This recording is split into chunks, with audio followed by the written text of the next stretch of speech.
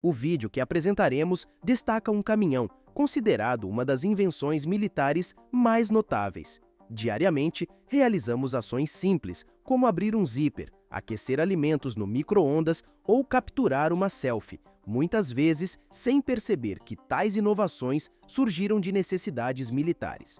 Itens do cotidiano, como absorventes íntimos e fitas adesivas, também têm origem em contextos de guerra. A Guerra Fria, em particular, impulsionou o desenvolvimento de uma gama diversa de produtos. Durante décadas de tensão entre Estados Unidos e União Soviética, essa rivalidade resultou na criação de tecnologias avançadas como satélites, GPS espacial, telefonia celular e a própria internet.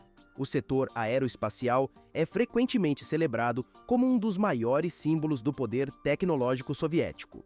No entanto, há um veículo terrestre que se destaca, o ZIL-135. Esse caminhão de 4 eixos e tração nas 8 rodas é projetado para enfrentar quase todos os tipos de terreno.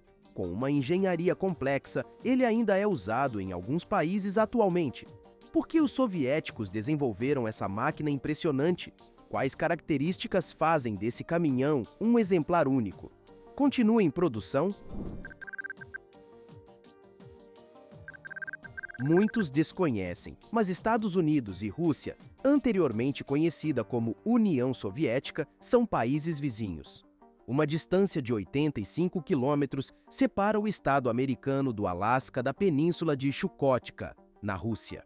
Considerando-se o Estreito de Bering, essa proximidade é ainda mais evidente, pois há 2 ilhas nesse local, uma pertencente a cada nação, separadas por menos de 4 quilômetros. A tensão e a competição durante a Guerra Fria impulsionaram ambos os países não apenas a desenvolver estratégias de ataque, mas também de defesa. Os Estados Unidos estabeleceram bases militares no Alasca, equipadas com radares para detectar ameaças soviéticas. Uma dessas bases, localizada na cidade de Wheeler, é conhecida por ter todos seus moradores residindo em um único prédio. Por outro lado, os soviéticos enfrentaram o desafio de proteger um vasto território que abrangia quase 1/6 da superfície terrestre. Esse vasto domínio se estendia de quase 11 mil quilômetros de leste a oeste e 4.500 quilômetros de norte a sul, possuindo a maior fronteira terrestre e o maior litoral do planeta, com regiões que variavam do deserto de Karakum, na Ásia Central, até áreas montanhosas nas fronteiras com Mongólia e China, sem mencionar a Sibéria gelada e os mares interiores como Aral e Azov. A mobilidade era um desafio formidável. As estradas soviéticas, em grande parte insuficientes e de má qualidade, complicavam ainda mais a situação.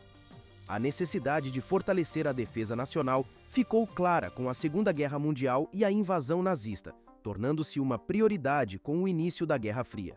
Para cobrir um território tão diversificado, era essencial dispor de diversos tipos de veículos ou uma solução engenhosa que permitisse o uso de um veículo único em quase todo o território. Os engenheiros soviéticos enfrentaram esse problema com grande criatividade e esforço.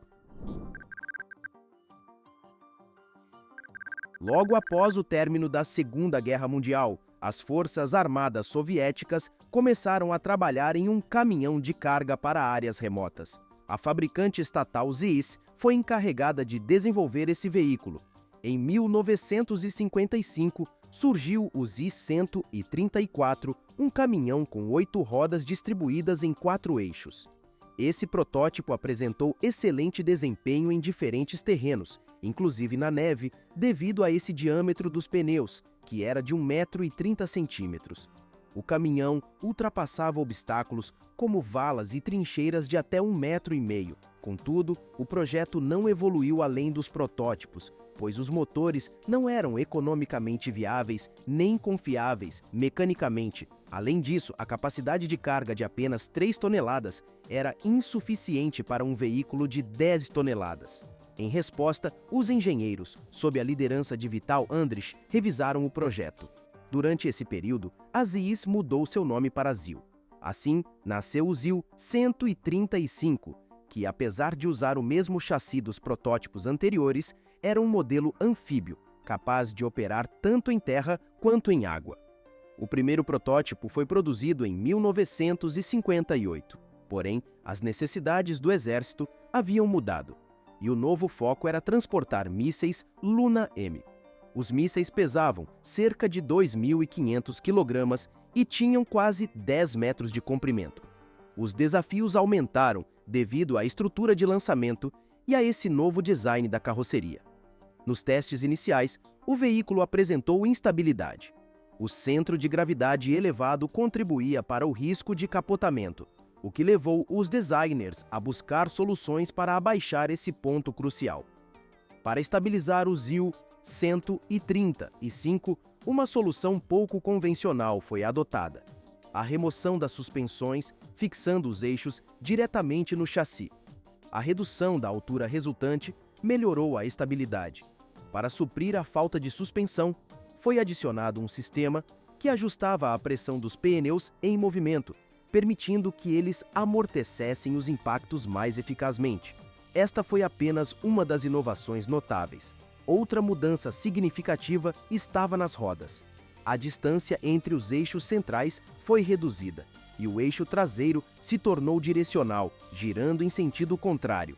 Essas modificações não apenas aprimoraram a manobrabilidade do veículo, mas também reduziram a necessidade de potência dos motores nas curvas, otimizando assim seu desempenho geral. A maior inovação deste modelo, em comparação com o anterior, foi a remoção do capô. Agora, a estrutura por trás das cabines abrigava o mecanismo essencial do veículo. A dificuldade em encontrar um motor adequado foi superada com a decisão de instalar 2 motores atrás da cabine, cada um movendo as rodas de um lado. Mesmo que um motor falhasse, o outro poderia continuar a movimentar o veículo, prevenindo interrupções em locais remotos. Nos testes iniciais, o calor dos lançamentos de mísseis deformava a cabine de aço. A solução encontrada foi substituir o aço por fibra de vidro, que, apesar de também se deformar, retornava à forma original rapidamente. Além disso, a fibra de vidro diminuía o peso e aumentava a capacidade de carga do veículo. Com essas alterações, a União Soviética apresentou um veículo que ainda é visto como um símbolo da tecnologia avançada do regime. Em 1961, 2 unidades renovadas foram concluídas, prontas para transportar e lançar mísseis. Embora fossem protótipos, impressionaram tanto o presidente Nikita Khrushchev que ele ordenou sua participação no desfile militar de 7 de novembro daquele ano. Contudo, o veículo ainda estava em fase de testes e enfrentava desafios, como a vibração excessiva em certas velocidades e a falta de suspensão adequada, que desestabilizava sua trajetória. A implementação de suspensão nos eixos centrais resolveu estes problemas, permitindo até mesmo o uso civil do ZIL 135. Em 1965, após vários ajustes, a produção em massa do ZIL 135 começou. Durante quase 4 décadas, mais de 5.000 unidades foram produzidas. Versões adaptadas para climas quentes também foram desenvolvidas, permitindo operações em temperaturas que variavam entre 40 graus negativos e 40 positivos. O uso do veículo se expandiu para incluir caminhões-pipa, basculantes, guindastes e plataformas para diferentes tipos de mísseis. Em sua configuração padrão, o ZIL 135 carregava 10 toneladas, o mesmo peso do próprio caminhão, mas modelos mais robustos foram desenvolvidos para transportar componentes de foguetes. O conhecimento adquirido com o ZIL 135 permitiu o desenvolvimento de outros veículos, predominantemente para uso militar, mas alguns também para fins civis, como o ZIL 132, projetado para transportar cargas e tropas em diversos terrenos. Após a dissolução da União Soviética em 1991, a produção do ZIL 135 foi encerrada 3 anos depois. Atualmente, ainda é possível encontrar unidades em uso militar na Coreia do Norte e em atividades civis na Rússia ou em países que fizeram parte da União Soviética. A história deste equipamento extraordinário continua viva e é um testemunho do legado tecnológico do bloco comunista. E você, o que achou desse caminhão? Faria sentido para você ter um desses? Deixe a sua opinião aqui nos comentários. Não se esqueça, o mundo está ficando cada vez mais atualizado e os tempos estão mudando muito rápido. Agora, imagine viajar de um país para outro dentro do seu próprio carro. Foi isso que aconteceu. O primeiro carro voador já fez a sua viagem. Inclusive, clique no vídeo que está passando agora na sua tela e confira.